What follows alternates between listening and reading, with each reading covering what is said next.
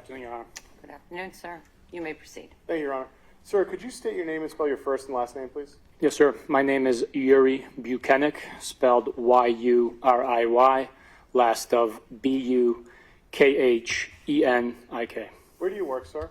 I work for the Massachusetts State Police, currently assigned to the Norfolk District Attorney's Office. How long have you been with Massachusetts State Police? I graduated the academy March of 2012. And how long have you been attached to the detectives unit with the District Attorney's Office? 10 years. And what is your current rank? I'm a sergeant. And how long have you been a sergeant within that unit? Since December of 2021. So I'm going to ask you some questions now about January 5th of 2023, Thursday. That day, did you have the opportunity to be dispatched to Cohasset? Yes. Why were you dispatched to Cohasset? Cohasset police detectives reached out to our office requesting assistance in investigating a missing person case. What was the name of the person you researched that you were asked to help find? The person's name was Anna Walshe. About what time did you get to Cohasset PD that day? It was in the late afternoon, I would say approximately 4:45 or so. And did anyone else besides you that's a member of the State Police Detectives Unit with the Norfolk District Attorney's Office respond to Cohasset that evening? Yes. Who else? Trooper DeChico. And once Trooper DeChico and you were at the Cohasset PD, who did you have the opportunity to speak with? I spoke with Detective Harrison Schmidt of Cohasset PD. And what was the purpose of this meeting with Detective Schmidt? He gave us an update on his investigation into the missing person, shared the details of that he's learned since he was involved. Did you have the opportunity to review anything in addition to having the conversation with Detective Schmidt? Yes, I was able to review an audio recording of Brian Walshe's interview. And after having this meeting and reviewing the recording, what did you have the opportunity to do next in your investigation? After doing the review of the recording and being updated on all the information that Cohasset PD had at the time, myself, Trooper DeChico, Detective Schmidt, Detective Lieutenant Lopes, and Sergeant Hunt proceeded to 516 Chief Justice Cushing Highway in Cohasset. About what time did all of you arrive at that address? I believe it was like 6:30 p.m. And when you arrived, was anyone leaving? Yes, there was a female party leaving as we came up to the door. And do you understand what her relationship was to the family? I do know, yes. What is it? She was the babysitter for the 3 juvenile children. And after seeing this woman leave the residence, did you discover who else was in the residence at this time? Yes. Who? Within the residence, we were able to meet with Brian Walshe, his mother, Diana Walshe, and there was 3 juvenile children inside as well. Now, in that evening, did you have the opportunity to conduct an interview with anyone at the Walshe residence? Yes, I did. Who did you initially get the chance to speak with? Initially, I spoke with Diana Walshe. And Diana Walshe is Mr. Brian Walshe's mother, correct? That's correct. All right. Where was your conversation with Diana Walshe? My conversation was in the living room area where the couches were situated. There's also a fireplace there. It is right off the kitchen area, separating the dining room area by a staircase set and a wall, I believe. And was there anyone with you to help conduct this interview? Yes, Detective Lieutenant Lopes of Cohasset PD was present with me. Where were the other officers at this point in time that arrived with you? The other officers were speaking with Brian Walshe in the dining room area portion of the home. And was anyone else with Mr. Walshe besides those officers, if you know? Just the 3 officers that arrived. Where were the children when you initially had the opportunity to speak with Diana Walshe? Upon her request, the children went upstairs in the main portion of the home to the 2nd floor. Now, can you explain how the initial conversation, what occurred during your initial conversation with the defendant's mother? Yes. As we sat down, Diana was asked to provide her date of birth and a phone number. She initially ignored my request and was texting on her phone. Follow-up request was also momentarily not addressed or not answered. She then advised us that she had utmost respect for what we do, but she only has one son, and she was very adamant in helping find Anna. Did she say what she was doing as far as trying to find Anna? Yes, she stated that she had Googled, researched a top PI firm, private investigation firm in the DC area, and she had been communicating with the owner / CEO of the company. And did she give you any contact information for that person? Yes, she provided both a business line and a private cell phone number for the individual. Now, did she have the opportunity in this, during this conversation, did she tell you what had occurred with her son's cell phone as far as January 1 and January 2nd? Yes, during this conversation, she advised us that on January 2nd, Brian Walshe showed up at her home in Swampscott and advised her that his phone was missing and that he needed to use her device to communicate or try to reach Anna. And did she show you anything from her phone during this part of the conversation? Yes, she showed me her call logs as well as text message communications that were documented on her device. And when you saw this, did you see the names of any of, not asking the specific name, but did you see the names of anyone in the family? Yes, there was a name associated with a juvenile child, the eldest, that was documented as a missed call. And did you ask her about whose phone number that would be? Yes, I did. And what did she explain to you? She indicated it was the 6-year-old's phone number as saved with the name in her device, and that she had purchased all the three of the juvenile children, cell phones, Apple AirTags, and iPads. How long were you speaking with Diana Walshe before any of the children returned? I would estimate it 15 minutes or so. And which child did you wish to speak to? The oldest 6-year-old child. And was that one of the children that returned at this point in time? Yes, it was. And did you have the opportunity to speak to the oldest child? Yes, I did. Can you explain to us what occurred as far as that conversation? Initially, when the child presented to our presence, myself and Detective Lieutenant Lopes, asked him if he was willing to have us ask him some questions. He shook his head in the affirmative without giving me a verbal response. Diana, at that point, asked him to sit on her lap while we held the conversation, and we proceeded to ask him some questions. And what did he tell? What did the oldest child tell you about about what he remembers as the last time he saw his mother, Anna Walshe? What the child stated was that the last time he saw his mother was surrounded around the events of him hearing a noise, waking up, coming downstairs, and seeing her on the couch underneath his blanket, which he left in the room overnight. She was dressed in a set of pink pajamas with red hearts. And as he was walking by the kitchen island, he saw his iPad. He picked up the iPad, recognized that it was malfunctioning or broken, not working properly, and he requested that his mom, Anna, fix the iPad for him. Once she fixed the iPad, he indicated that Anna went upstairs and changed into her real clothes, returning back downstairs, holding a brown duffel bag approximately 2 feet in length and a purse which he gestured to her wearing on her shoulder. He then stated that her taxi was here. He told her, "I love you." She responded, "I love you more." And she walked out the door. to her ride.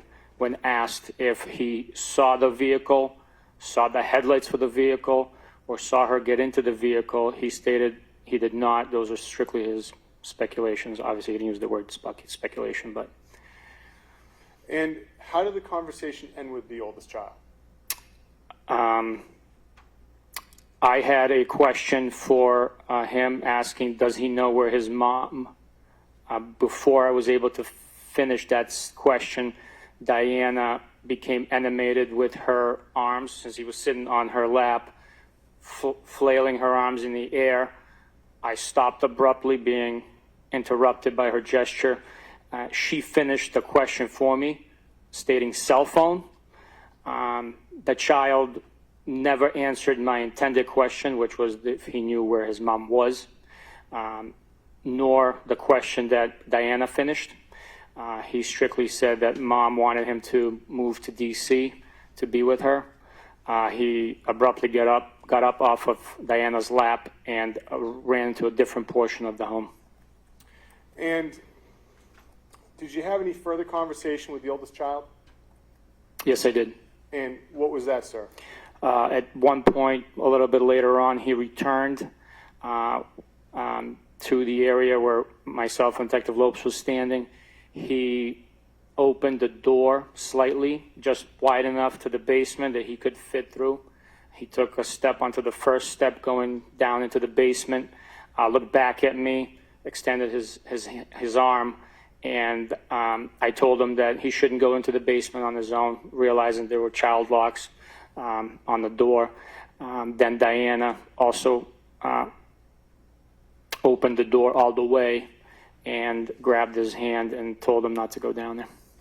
Did any of the children ever give you anything that night? Yes. What did they give you? The eldest 6-year-old boy gave me a little art piece that he rendered. Now, how long were you in the home speaking to the oldest child and Diana Walshe? I would estimate it to be 45 minutes, maybe more. There was a lengthy conversation in our presence in the home.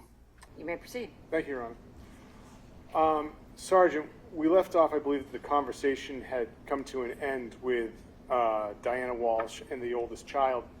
What did you do at the house after that? I waited for the other officers to finish searching the home for the missing individual, to include the attic. Why was the attic significant to you? It had not been searched, and in my experience with other cases, we have had located individuals in crawl spaces and attics. What types of cases are those, sir? Death investigations. And more specific, though, when you found people in crawl spaces like that, have they been as a result of murder or how so? They were suicides. What did you do as far as examining the outside of the home? I proceeded outside, checked the yard, the property, to include trash cans, looking for Anna's phone. One of the locations that myself, Detective Lieutenant Lopes, Detective Schmidt checked was Brian Walshe's Volvo SUV.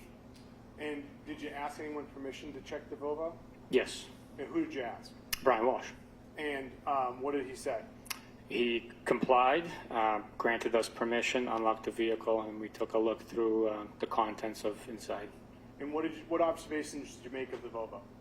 I located a cell phone device inside the Volvo, located in the center console of the vehicle. And did you have a conversation with Mr. Walshe about whose cell phone that was? Yes, I asked him whose device that was, at which time he stated it was his oldest son's And phone. did any of the police officers attempt to verify that? Yes, Detective Lieutenant Lopes, having been provided with the phone number for that device, called the phone, and the phone rang, verifying that it is, in fact, the 6-year-old's phone. And where did Detective Lopes get the phone number from? Our conversation with Diana Walshe When she showed us the call logs, the phone number was provided. Do you remember what the phone number was for that device? Not at the top of my head. I know that it most likely ended at 8028, possibly. And did you write that anywhere in any of your reports? Yes, I wrote it in my interview report. Would that, looking at that report, refresh your recollection as to the number? Yes, sir. Your Honor, may I approach? You may. Sergeant, I'd ask if you could look at paragraph 9, look at it to yourself, and look up to me when you have an opportunity to review it. Does that refresh your recollection as to that phone number? Yes, it does. What was the phone number, sir? 617 895, I believe. Oh, should I come back? Yes, please. All right, Sergeant. Take one more look. You know where it is. All right, now you want to give it a shot. Yes, 617 895 8028. So, that phone, was it seized that night? It was not, no. Was it left in the, where was it left then? In the vehicle. Now, this is Thursday, January 5th. Is that correct? That is correct. Now, I'd like to, that night, besides looking in the Volvo, did you find anything else as far as cell phones that night? No, I did not, no. Okay. Now, I'd like to ask you now some questions about January 6th, Friday. Yes, sir. Did you have the opportunity to contact anyone who was representing Mr. Brian Walshe? Yes, I did. Who was that you were contacting? I contacted attorney Tracy Minor. And how did you, why were you contacting Tracy Minor? I wanted to communicate with her and get consent for the devices that belong to Brian Walshe and his juvenile children that were being utilized. And what was your understanding of Tracy Minor's relationship to Mr. Walshe? My understanding was that Tracy Minor was representing Brian Walshe on a criminal matter out of federal court in Boston. And when did you start communicating with Attorney Minor? I began communicating with her in the afternoon hours of January 6th. It was during the 3 o'clock hour, I believe. And how were you communicating with her? Via cell phone call communication. Do you know roughly how many phone calls you had with Attorney Minor? I had numerous communications. To the best of my estimate, probably three phone calls. And so what did you ask Attorney Minor in the first conversation, if you remember? In the first conversation, I identified myself and asked her to provide consent for Brian Walshe's phones. At that point, I had knowledge of at least 2 devices, the one that was missing, that was located on the second, and then the 6-year-old cell phone. Okay, so to be clear, you say the one that was missing that was located in the second, who did you believe that cell phone belonged to? Brian Walshe. And the second device, what was that device that you were concerned about? That was the device that contacted Diana with a missed call on the call log, and it was also now present inside Brian Walshe's vehicle in the SUV. What did you say to Attorney Minor that you wished to do to these devices? I stated that we wish to do a full system extraction, phone dump, more commonly used as a phone, known as a phone dump, of those devices for digital evidence data. And what reservations did Attorney Minor express to you in the first conversation? She stated she needed to talk to her client, and she would call me back. And did you explain anything else you were looking for at this point in time? No, I did not. So how long did it take for Attorney Minor to contact you back? It was somewhere between 5-10 minutes, maybe a little more, maybe 15 minutes, but I did receive a call from her within a short period of time. And what happened in this next phone call? She stated that it would be fine to, they would consent to the extractions. They just wanted it documented and she requested a documentation to be generated. And was there any limitations on the digital? Was there any limitations on what you were allowed to look at? Yes, it was communicated verbally in our agreement that we were not to look at attorney-client communications prior to December 25th, 2022, and no communications between Anna and Brian Walshe prior to that date as well. Besides those two issues, was there anything else that you were not allowed to look at when you spoke to Attorney Minor? No. Did you tell Attorney, and so during this conversation, was there mention of any other devices you wish to look at? Yes, after we made the agreement for the 2 cell phones mentioned, I also requested that the iPad, which we knew was manipulated by Anna prior to her leaving the home, would also be included within the devices that were consented to. Did you explain why you wanted to look at that iPad? I did not know. Why did you want to look at that iPad? Well, if Anna manipulated the device and fixed it during the time frame that we were advised, there would be a digital footprint on the device documented that manipulation. And to be specific, what iPad are you referring to that Anna manipulated? It was the iPad that the 6-year-old saw on the island as he came downstairs after hearing a noise and waking up, and he picked it up and had his mom fix for him.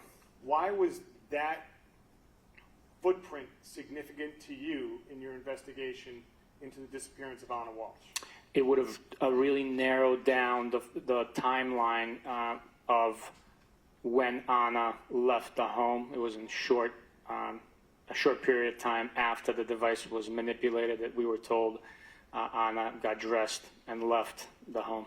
Had you had any access to that iPad before this conversation? No. And so when you were speaking to the oldest child, he never showed it to you or anything like that? No, he did not. Okay. Now, besides the 2 areas that you had agreed upon with Attorney Minor, which was attorney-client contact and anything before December 25th with the defendant and his wife, she asked for what? A documentation of the agreement that we verbally discussed and agreed upon. And what did you do to document the agreement? Communications were had with Norfolk District Attorney, First Assistant Lynn Beelan, and she drafted an email including those specific restrictions of the full data extraction, digital evidence analysis in an email form, and sent it to Attorney Minor and CC'd me on it as well. What memory do you have of expressing these concerns to First Assistant Beeland at the time? I do not have a memory of communicating with First Assistant Beeland. So do you know how First Assistant Beeland knew to send the email? I do not know.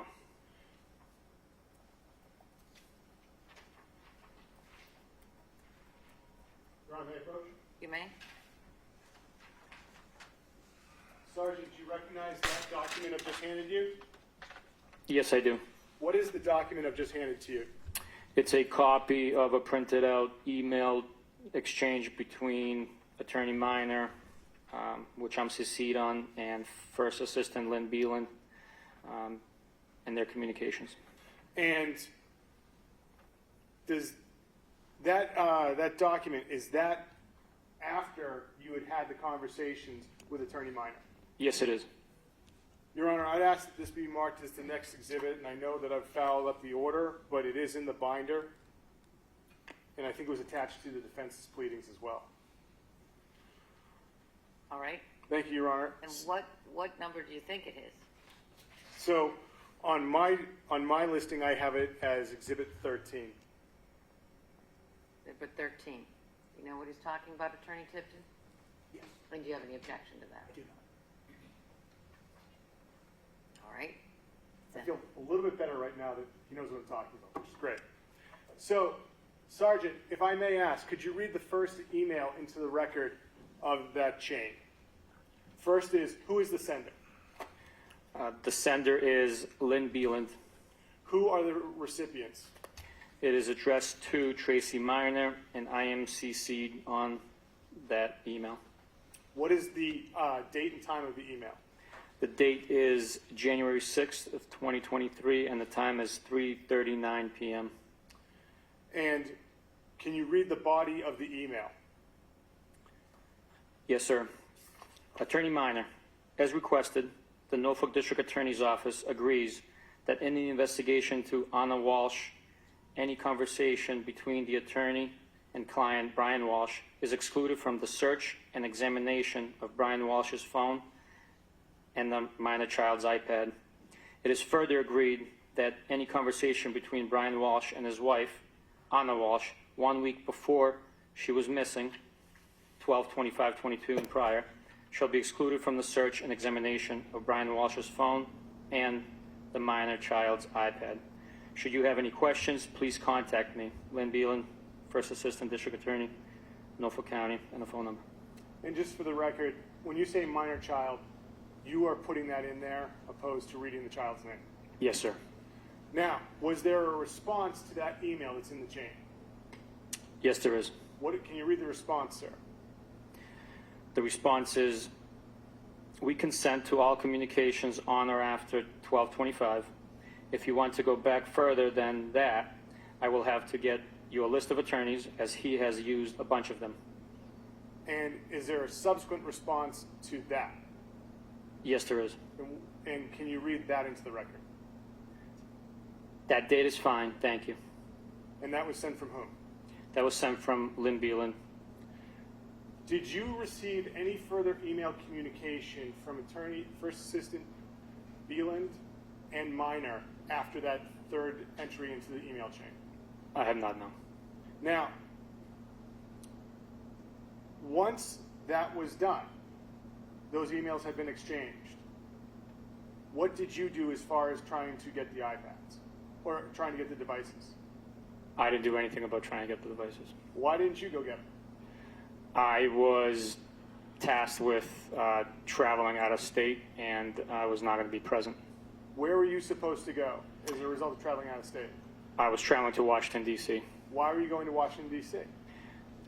The information we had at the time and the multiple reports of Anna coming from D.C., living in D.C., and having traveled back to D.C., based on my conversation with Diana Walshe, I traveled to D.C. to go find Anna. Did you meet up with anyone in law enforcement to help you in D.C.? Yes. Who? It was Detective Lieutenant Lopes and 2 troopers from another unit on the state police.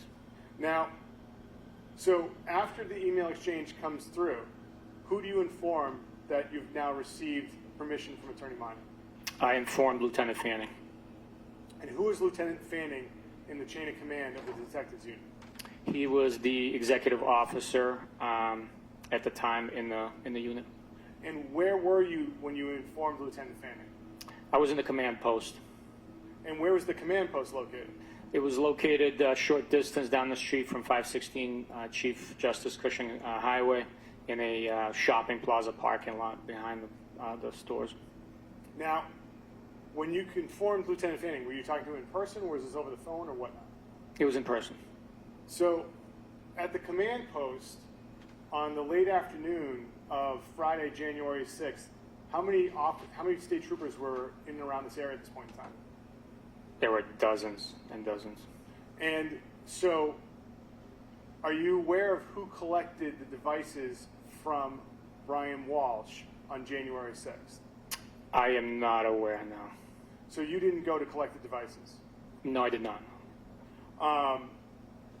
When did you return from Washington, D.C.? It was during the late evening hours of January 8th. It was Sunday, I believe, if I'm not mistaken on the date. And did you have any further conversation with Attorney Minor about the devices after the phone calls and the emails? No, I did not. So after the email chain is done, do you have any further phone calls? No. And to be specific, with attorney minor. No. And going back to the second phone call, you told attorney minor that you wanted to look at the iPad? Yes. And can you just tell us what you told her about wanting to look at the iPad? The conversation about the extractions, the full data extraction, was in reference to the two cell phones. We went into detail about that. Once she consented to those cell phones, I asked if we could also do the same with the iPad. Was there any concerns about communications on the iPad? No, there was not. Did you explain to her whose iPad it was? Yes, I did. And when you explained to her, who did you tell was the user of the iPad? I told her that based on my understanding, it was the 6-year-old juvenile. And did you tell her did you tell her anything further about the use of the iPad and why you were looking at it? No, I did not. One moment, Your Honor. Yes? Thank you, Your Honor. Nothing further, Your Honor. Ross?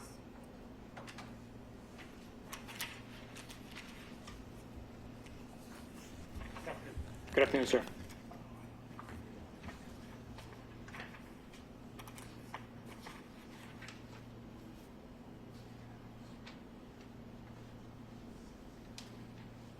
On direct examination, you described your interaction with Diane Walshe. Yes, sir. And so you were involved in interviewing Diana Walshe along with the 6-year-old son. At portions of it, yes. When you say portions of it, what portions? The 6-year-old was not present during the entire interview with Diana. But you were present for the entire interview of Diana Walshe. I was. You didn't have any involvement in the interview of Mr. Walshe on January 5th. No, not the official interview. I just introduced myself and met him. Brief communication verbally, not a formal interview. Did you arrive at the home at the same time with the other officers who eventually did conduct an interview with Mr. Walshe on January 5th? If I'm not mistaken, we all arrived together, yes, sir. So you were sitting, is it fair to say that during these two different interviews, you were in different rooms? Yes, we were separated. The two rooms are separated by the stairwell or staircase and a wall, I believe, in the home. That's right in the middle of the building. But there's a open space for the front and the rear through the kitchen. It's fair to say then that there were times during these interviews that you could hear people asking Mr. Walshe questions, correct? To be accurate, because we were having our own conversation, I merely heard voices. I could not hear the specifics of their conversation or who was speaking.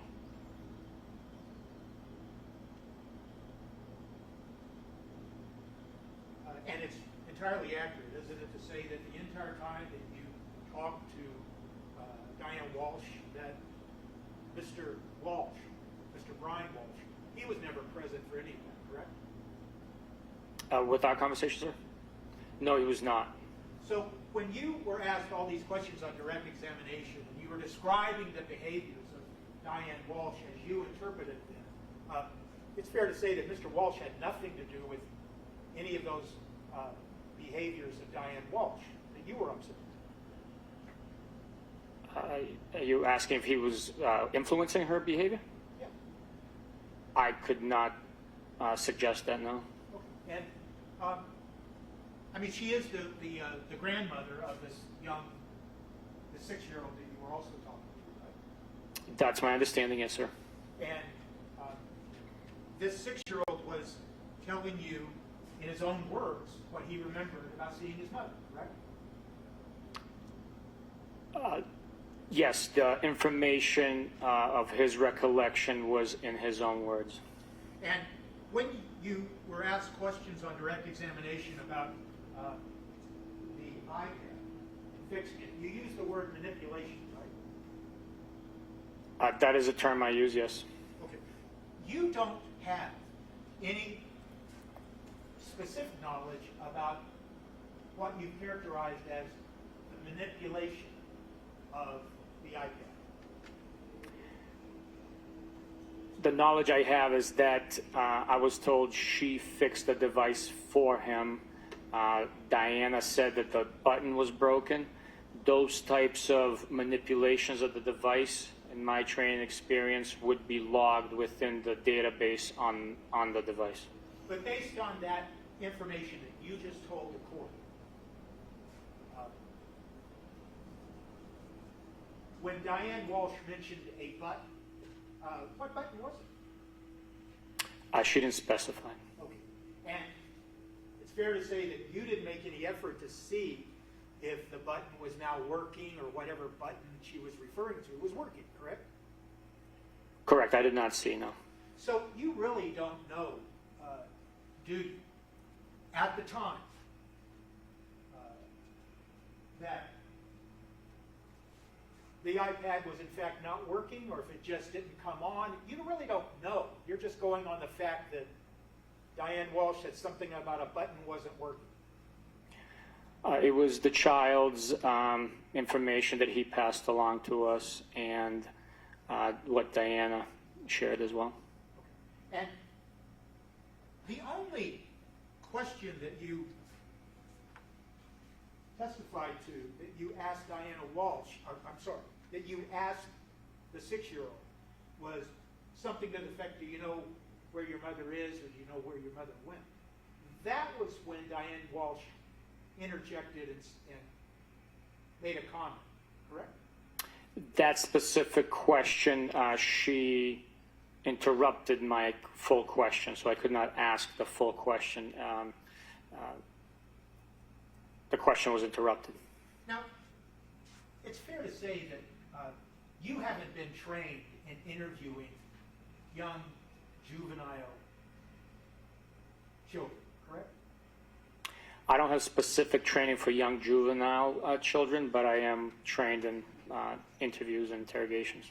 Right, but you would agree that there are people that are trained specifically to interview young children, correct? I am aware that there are specialists that conduct SANE interviews. And you are aware of the fact that eventually on January 5th, there was an agreement to have the young child, the 6-year-old, interviewed by a trained specialist, correct?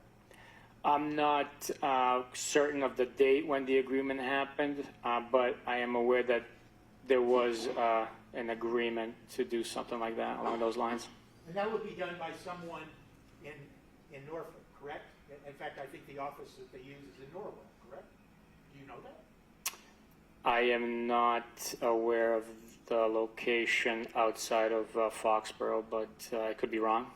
And you would agree, wouldn't you, that in your experience, it's not unusual, is it, for a parent or a grandparent to protect their child or grandchild from certain questions that they think may upset them? No, I wouldn't say that it's unusual that a child or a parent or a grandparent would do something like that, no. All right.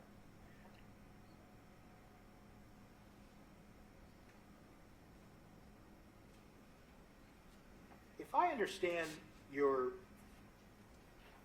direct examination and some of your questions, and please correct me if I'm wrong,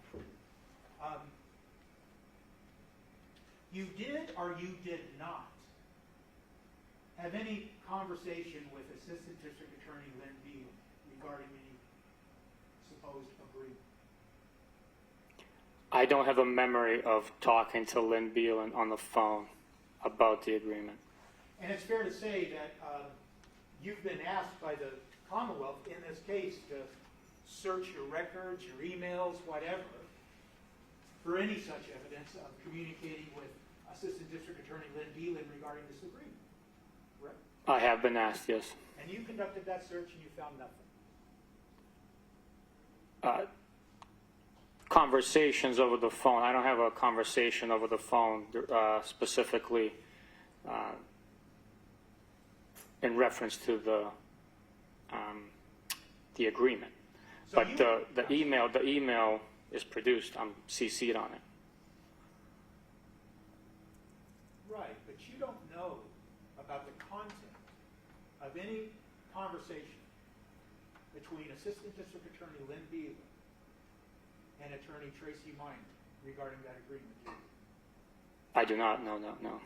And it's fair to say that you never attempted to contact Lynn Beal to make sure that you understood what the parameters were of any agreement, did you? I did not contact Lynn Beeland. The email spoke for itself. Well, you've testified here today that, for instance, you just answered a question on direct examination, that the iPad had no limitations put on, like the search of the iPhone, correct? Objection, I don't think you said that. Rephrase the question. Were there any limitations put on any search of the iPad? The search limitations were included in the email, and it referenced all devices that we were going to get on consent. Now, you've also told us that your discussions with Attorney Tracy Miner involved discussing and seizing cell phones, correct? Yes, there were 2 cell phones, as I mentioned prior, and the iPad that we were aware of. And regarding the 2 cell phones, we can all agree that one of them was purportedly Mr. Walsh's personal cell phone, and the other cell phone was the one in the Volvo that was attributed to the young 6-year-old, correct? Yes, sir. There is no reference in the email that you've referred to today to a second cell phone, is there? I'd have to take a look at the email, but my understanding through our communications, myself and Tracy Miner, were for 2 cell phones and the 6-year-old's iPad. Well, I understand that's your memory. I'm asking you that with regards to the email that's been introduced into evidence, there's no reference to a second cell phone, is there?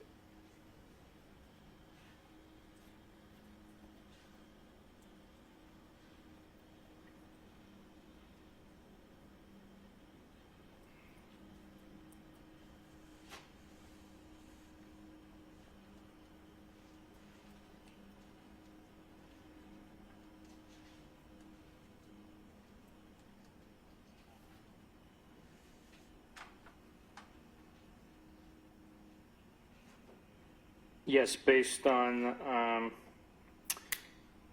my reviewing of that email content, there's no reference of a second phone.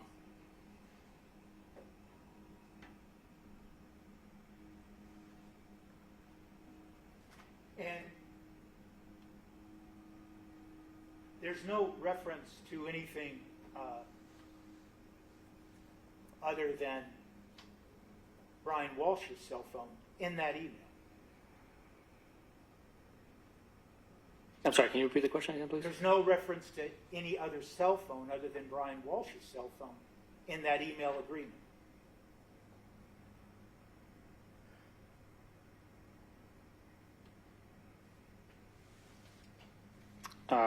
It talks about the 6-year-old's iPad. Right, but there's no reference to a second cell phone or any other cell phone in that email agreement. That is correct. And in fact, there's certainly nothing about all of the minor children's cell phones. That's correct. There's reference in that email to one iPad, correct?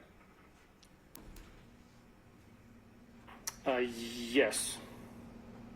And there's no reference to more than one iPad in that email, is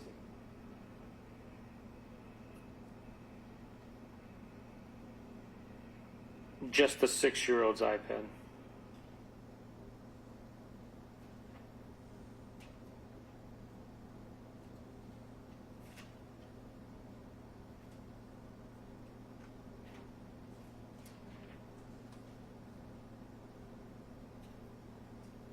Sergeant, it's fair to say that you wrote a report where you were discussing this agreement? Yes, it is, yes. And did you review that report before you testified here today on direct examination? I did review it, yes. And it's fair to say that in that report, you make reference to an agreement that encompassed, quote, his cell phones in regard to Brian Walshe. And you use those cell phones, plural, correct? In your report. I believe that's right, if you're not mistaken. You have that report with you? I don't have it here with me, no. And if you need to refresh your memory, just tell us. But you also, in that report, make specific reference to the agreement encompassed his minor children's, plural, cell phones, correct? I'd have to take a look at the report, sir. That's right. May I approach you on? Yes.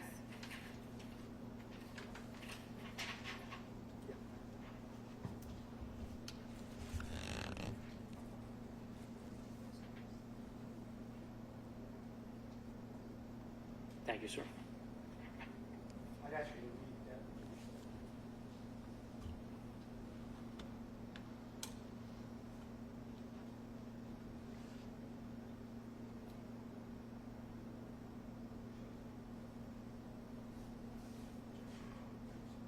No objection.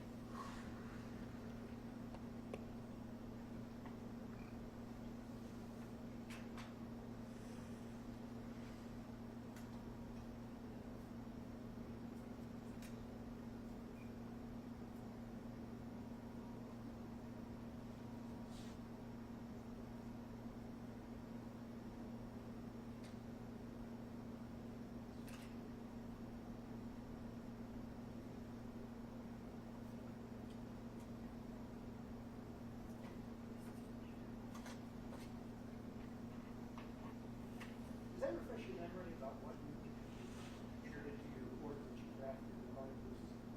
Yes, it does. Does it refresh your memory that, in fact, you make reference to cell phones plural when it comes to Mr. Walsh's cell phones? Yes, it does. Does it refresh your memory that, in fact, you made reference to all the children's cell phones? Yes. Does it refresh your memory that it referred to the children's iPads? Yes. Is it also fair to say that at the end of that report, you make specific reference that, quote, the agreement is attached to this report? Yes, sir. And the agreement we're talking about is what's already been introduced in evidence, correct? That is correct, sir. It's fair to say that that agreement that was introduced in evidence does not refer to multiple cell phones, multiple iPads, correct? That is correct, sir. And in fact, you said on direct examination that you had some conversation with Fanning, and Fanning then arranged to pick up the devices, correct? That's correct. Are you aware of the fact that Fanning has written a report about what he went to pick up? I am not aware now. Did you talk to Fanning about what he had gone to pick up and what in fact he did pick up? No, I never spoke to exactly what he picked up.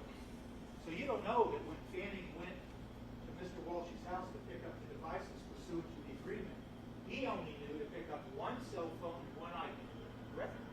Or you don't know? I don't know what he actually picked up. I communicated 2 cell phones and an iPad. And my question is, though, that you apparently don't know that based on the conversation he had with you at the command post, that he thought he was only supposed to pick up one cell phone and one iPad. You don't know that, do you? I never questioned Lieutenant Fanning on what he picked up. Okay. Yes, sir. Judge, at this time, I'd like to introduce this report. No objection, Your Honor. 22. Marked and admitted as Exhibit 22.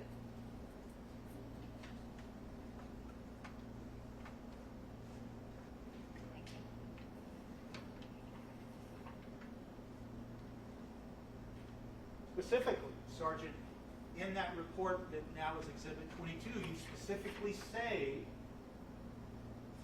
the agreement was put into writing by Norfolk District Attorney's First Assistant Lynn Beelan, correct? Yes, I do. The agreement, you're referring to the email that's been introduced into evidence, correct? That is correct.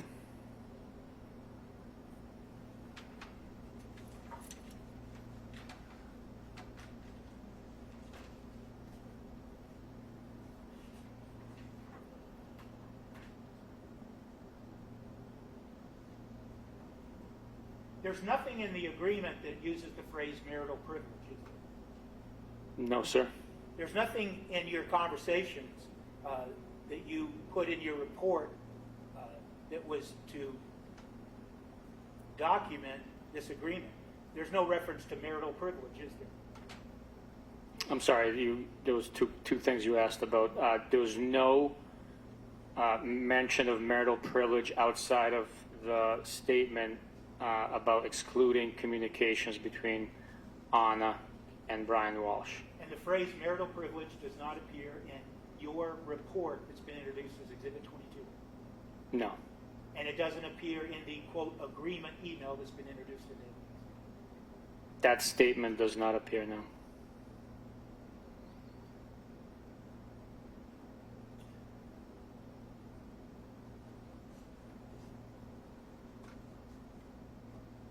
And the only thing that is referenced, the only subject matter that's referenced in the email agreement is, quote, communications. That's the only subject matter that needed to be carved out of the full extraction. That wasn't my question. My question was the only subject matter that is referenced in the agreement is communications. Yes, sir.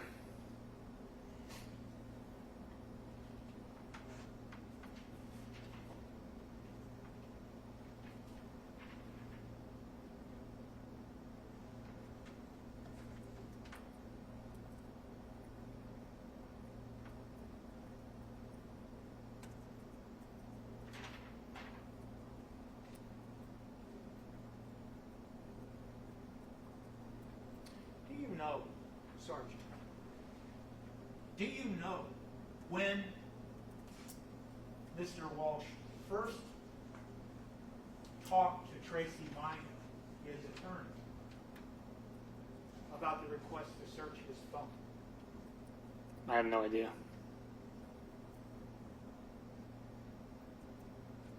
And do you know, Sergeant O'Kinnick, when Tracy Minor, Attorney Tracy Minor, and Assistant District Attorney Lynn Beelan first began discussing the request to search Mr. Walsh's phone? I would strictly be speculating when they first began. My only knowledge is to the email being sent from Lynn.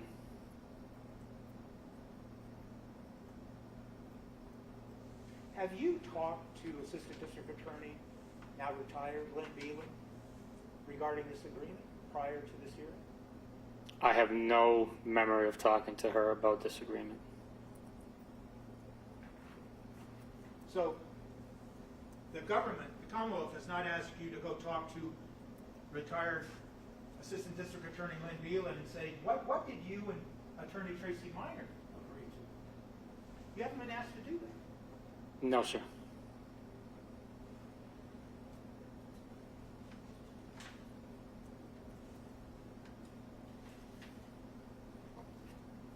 Now, it's fair to say that there are consent to search forms used routinely by the Mass State Police, correct? Yes, sir. And those consent to search forms, they require information to be entered on the form that includes the person giving consent and the officer taking the consent, correct? Yes, it is. And they also include an area where you describe what is going to be searched, correct? There's detailed explanation on the forms, yes. And it's signed and dated by the person giving consent and a witness, correct? Yes, sir. And the reason for this is to make sure that people understand what consent was given, that it was given voluntarily, and what the parameters of any consent were, correct? That is the purpose behind us reading those consent forms to the individuals we're getting the consent from. And you didn't use one in this case. No, sir.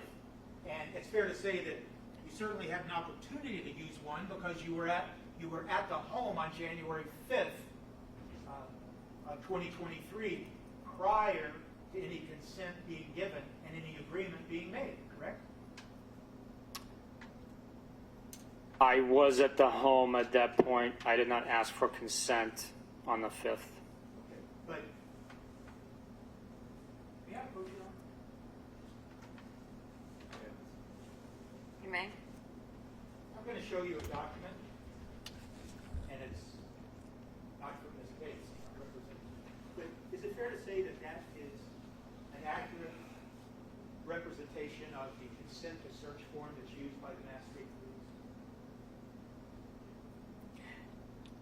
Although it does appear as a form that's generated by the state police, that's not the form we use, so I can't represent that this is what we would have used. What is different? What is different from that form you're looking at now and the form that you say would be used by the Mass State Police? Well, there's a lot of different characteristics of the form itself, just the way it appears, the way it's presented, the bottom portion as well. It's just slightly different. Can I ask you then, Sergeant Lieutenant, is it fair to say that that form, substantively, whatever form you're referring to, the consent to search form, would have included exactly what that form's asking for? Name of the person giving consent, a witness to sign on it, informing the person of their right to refuse consent, but also listing what and describing what is to be searched. I would agree with you, yes. So, with that caveat, I would move to Your Honor, I object. If counsel wants, I'm happy to get a copy of their form that they generated. Why don't we do that? Have the form that they actually might be using now as opposed to that form. There's no dispute with regard to the contents of the form. He didn't fight you on that. He agrees with you. It's in evidence. You don't need the form that he's not familiar with. And I'll get a blank one and we'll stipulate to it as an exhibit. That sounds terrific. I did ask for one, but I didn't. You didn't ask for, you asked for what, one what? Consent to search. Oh, previously? I apologize to counsel. I have no memory of the mass report. I will make sure that We can reach agreement on this, I'm sure.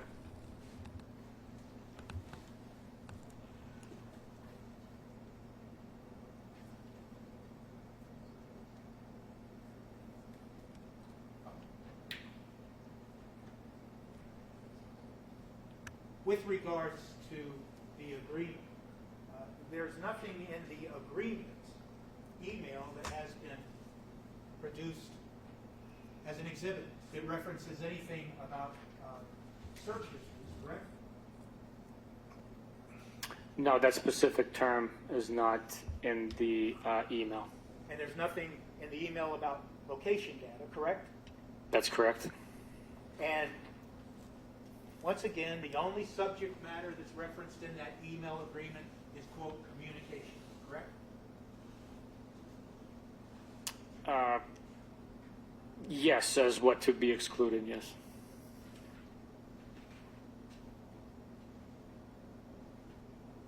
Well, when you say what to be excluded, it's just, I don't want to beat a dead horse here, but this will be my last question on this particular subject.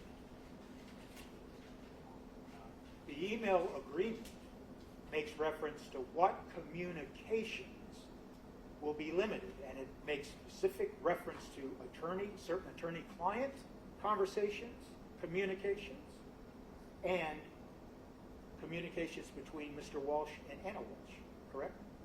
That is what to be limited during the search and analysis of the device's data.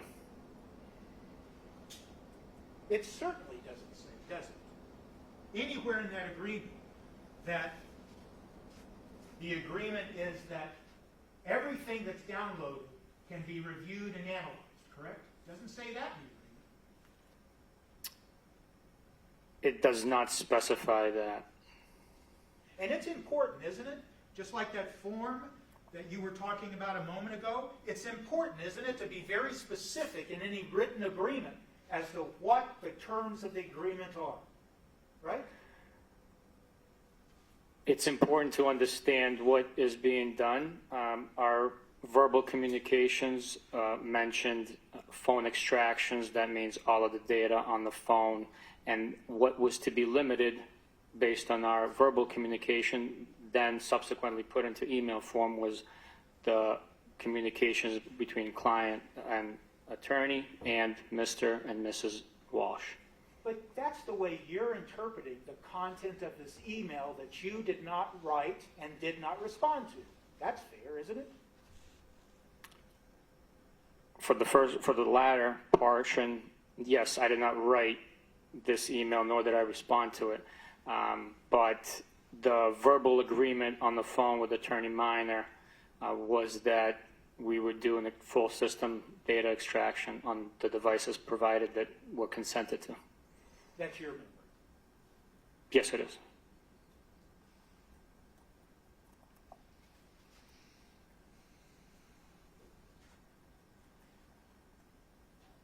And your memory is that the agreement also included all of Mr. Walsh's cell phones, all of the children's cell phones, and all of the children's iPads. No, my memory was that the devices I knew about was Mr. Walsh's cell phone that was missing, the children's cell phone that was in Mr. Walsh's vehicle, and the iPad referenced to by the 6-year-old, which was fixed by Anna.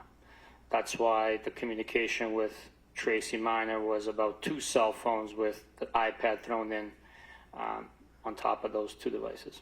Sergeant Buchanan, just on that particular answer and question.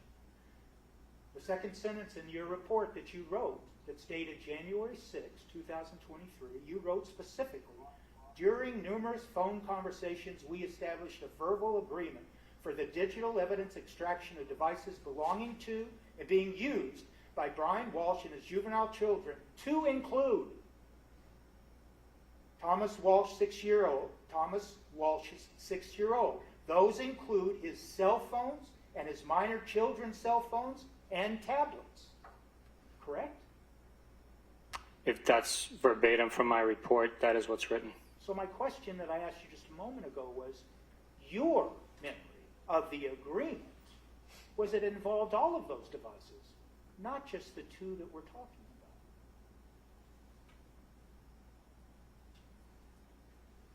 My conversation with Attorney Minor was for the 2 cell phones I knew existed and were referenced. So why did you put all those other devices in your report that you wrote specifically about the agreement? I don't understand. Why did you refer to all of those devices in the one single report that you wrote and refer to it as the agreement? Why did you include all of the devices? Because there was knowledge of other devices existing. So there was Diana's statement that she purchased cell phones for all the children. Okay. And iPads and AirTags, etc. So there were other electronic devices that could have come into play. You would agree, wouldn't you, Sergeant Buchanan, that there is some real ambiguity between what you stated as the content of the agreement in your report and that email that has been introduced into evidence?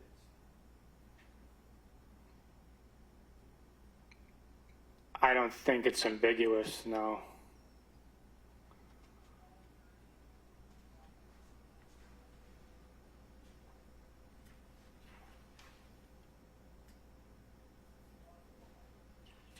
Were you present at the home, Mr. Walsh's home, on January 6th of 2023?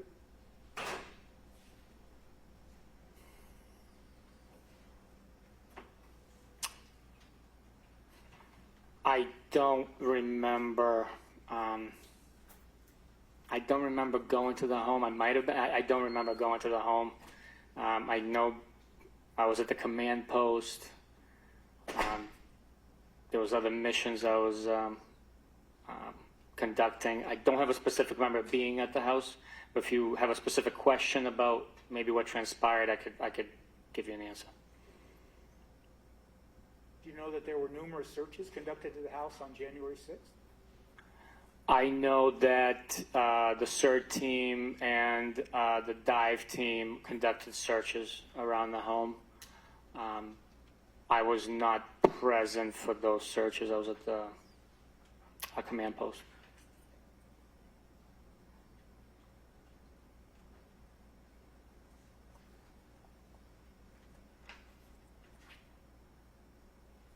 And you weren't there because you were in D.C. on January 7th.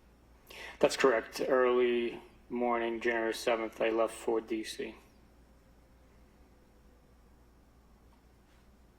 Just so I'm following along, the date that you were using was 1/6.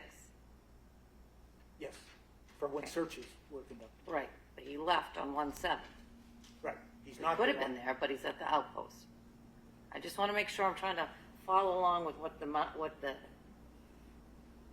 evidence is and that you're not missing up the dates. That's why I'm asking. I could be messing up the dates. I'll be the I first don't to know. admit that. I'll But let you go. let me just say, giving you the opportunity to correct it if I've got something wrong. But I've raised it. I And appreciate maybe I'm the one that has it wrong. when did you leave for D.C. on January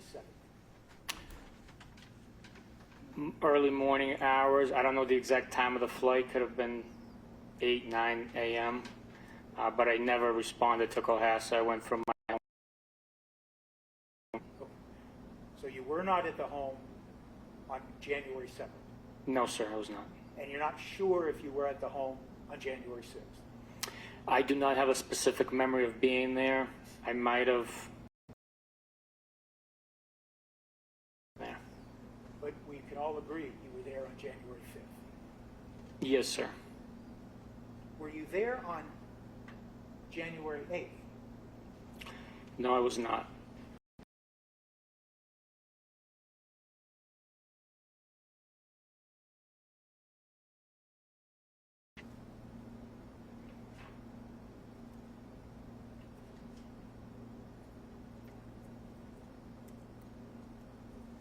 And did you negotiate, as you call it, the agreement? Did you negotiate the dates that are involved?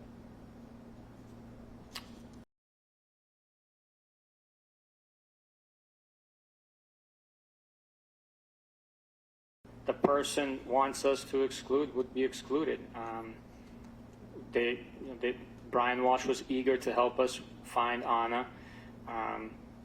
The same sentiment was felt by me from Tracy Minor. She was trying to help while conducting her responsibilities as a defense attorney. So that was my understanding based on our conversation.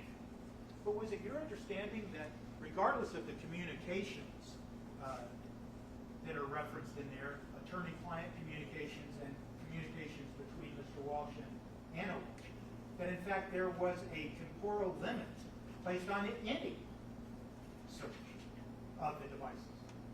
Can you rephrase that question, please? The temporal limit, I just want to make sure I understand correctly. That in fact there was a date of 12/25/2022 that the search parameter would begin, and there was an ending date of January 6, 2023 of the search parameter when the search would end. Are you aware of that? I am aware of the date that we couldn't go back past, and that was the 25th. So we couldn't search for communications between client an attorney before the 25th, as well as Mr. and Mrs. Walsh's communications. And I guess what I heard you say was that it wasn't you that suggested 12:25, correct? Right. I wouldn't have a reason to pick a date. That date, other than being Christmas, it made had no significance to me. And it wasn't you who picked the date of January 6th, 2023. I believe it was present, so the term used was present.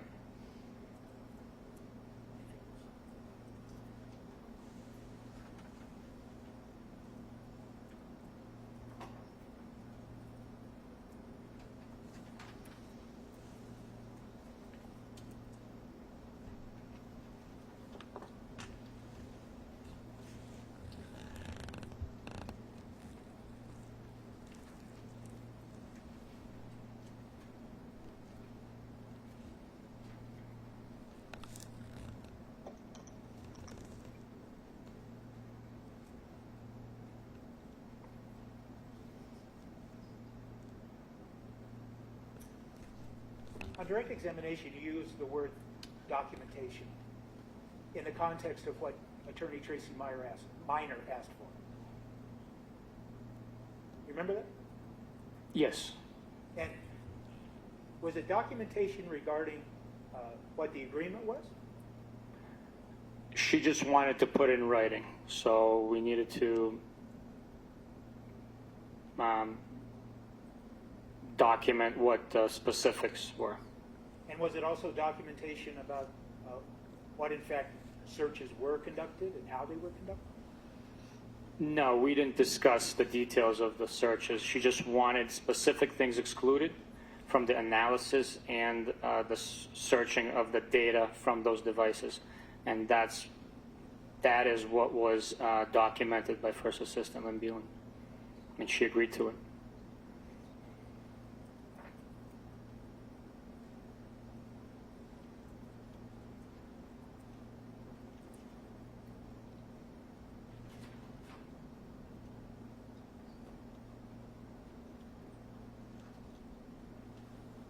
That's all I have, Judge. Thank you, sir. Redirect. Thank you, Your Honor. Sergeant, what memory do you have of Attorney Minor mentioning marital privilege in your conversation? No memory whatsoever. The scene that was mentioned, where does the District Attorney's Office and the State Police do those forensic examinations of children? To the best of my knowledge, at NAC in Foxborough, if I'm not mistaken. And do you have any certifications in cell phone analysis? I do. And what certifications do you have? I have a Celebrite basic course. It's a week-long course with certification. So when you say the term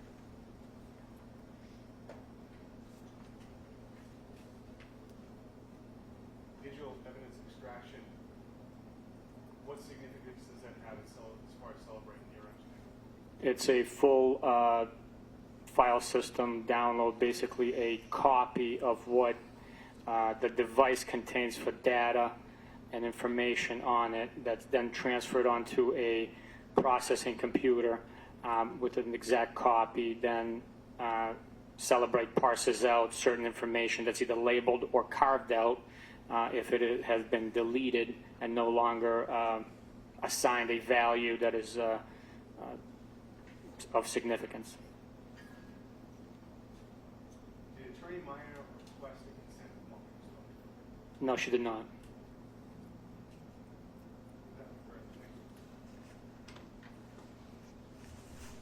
Recross. The witness may step down. Thank you, Your Honor.